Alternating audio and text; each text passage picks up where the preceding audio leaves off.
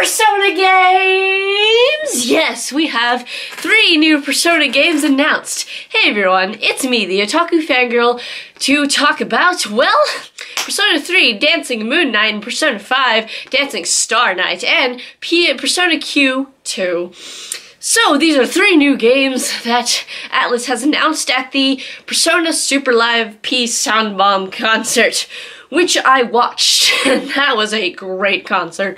But we have 3 new games coming up, and the Persona 5 spin-offs begin. But it was pretty interesting seeing that we're getting a Persona 3 dancing game, rhythm game. I expected that because they said they might want to do that if Persona 4 Dancing All Night sold well. And it looks like they're doing that.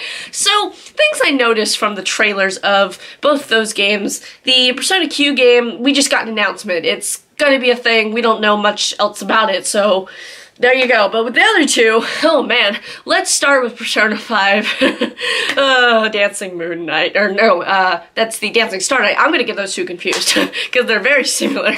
But, Persona 5, Dancing Star Knight. Now, from this very short trailer, it's like 50-something seconds, well, it looks like it's in its beta phases, actually, now that I rewatched it several times. Like, the first time I watched it, I was completely blinded just by the fact, oh my gosh, new game! But, watching it again, I was like, wait a second, this looks a little...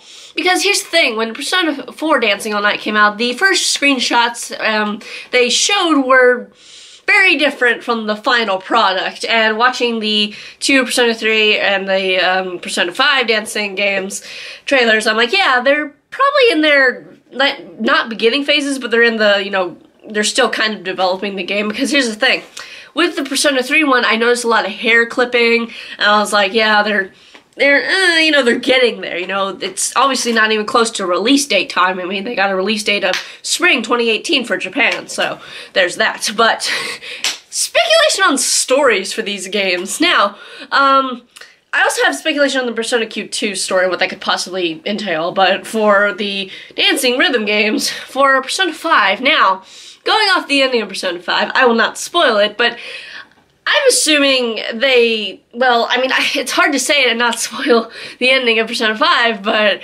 oh man, it just gotta, like, I'm just very curious how that's gonna go, because, like, does it take, it's gotta take place after the game, because there's really no time slot for it to take place during the game, because that would be weird, because that's, yeah, but, oh man, though.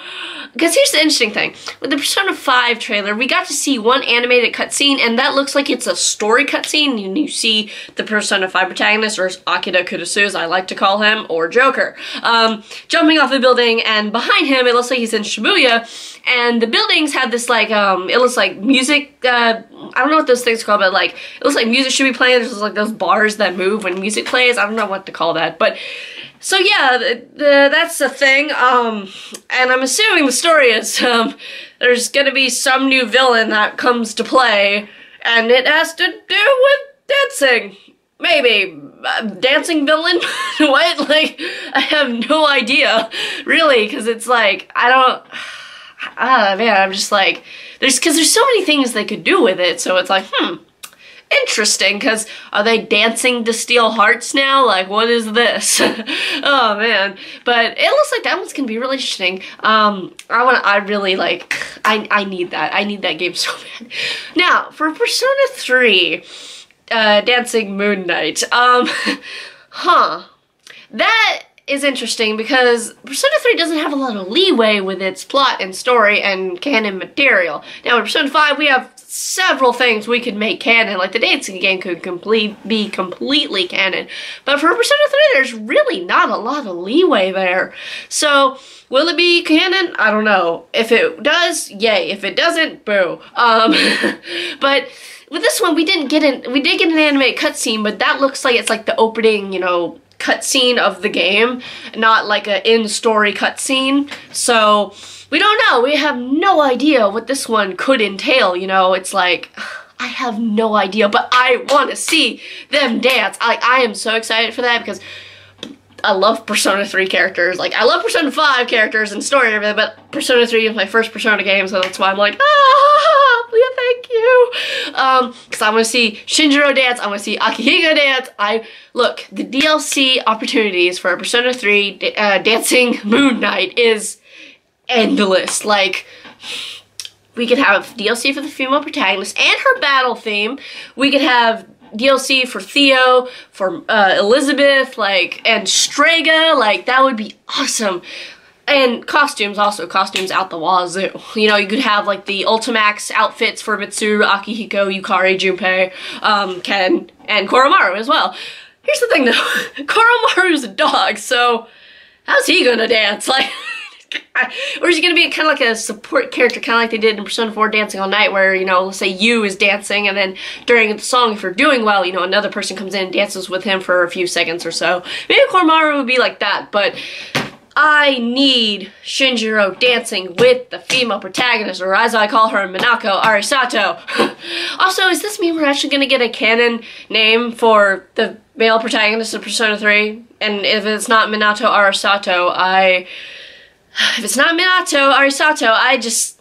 gonna be angry, man. I mean, like the whole Persona 3 movies, naming him Makoto Yuki, the two worst names you could ever combine together, because it reminds me of two really annoying anime characters, Makoto from School Days and Yuki Teru from Future Diary or Mirai Nikki, so yeah. But anyway, oh man, though, I am excited for these games. Now, for Persona Q2, this is interesting because they obviously showed it's going to have Persona 5 characters in it. But with Persona Q, the first one, we had a crossover game with Persona 3 and Persona 4. So for PQ2, is it going to be completely Persona 5 characters, or are we going to have the same thing? Now, having Persona 5 characters and Persona 3 characters in the same game, that would be odd, I feel like. So I doubt that, but at the same time, I kind of want it to happen because I want more Persona 3 content, but it's a little hard to do. Again, Persona 3 does not have a lot of leeway with its canon material. So yeah, but now if you combine Persona 4 and Persona 5, then you got a little bit of a better leeway time, and you know, it could be after the events of Persona 4 and after Persona 5, because again, with those stories, again, there is not a lot of leeway already in them for stuff to be canon, so it has to take place, or unless there's some magical entity that does something, to make that happen during the game. But if it happens after the game, that's better, especially for both of them.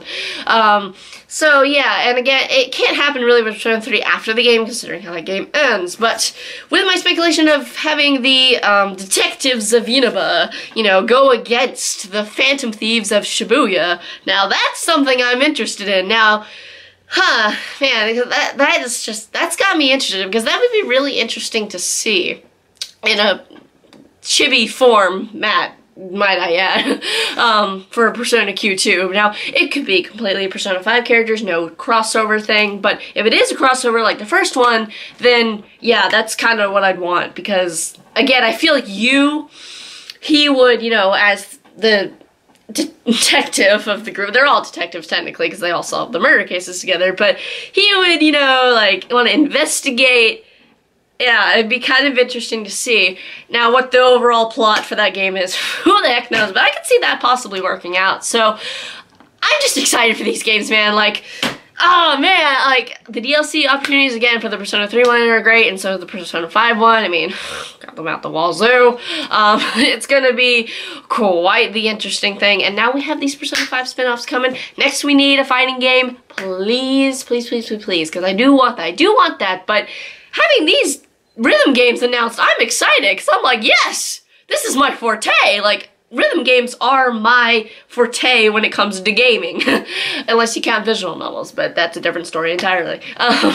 So yeah, overall, these are pretty much my thoughts. What are your thoughts on these spin-offs? Are you excited? Do you have any theories on what the stories could be like? I just want them to come out now. I wonder how long we'll have to wait for the, to get them over here, you know? Delays. No, I hope not. I hope, oh, if there's delays. But anyway, that's my thoughts. I'm excited. Are you excited? And I'll see you guys in whatever review or video I do next. Bye!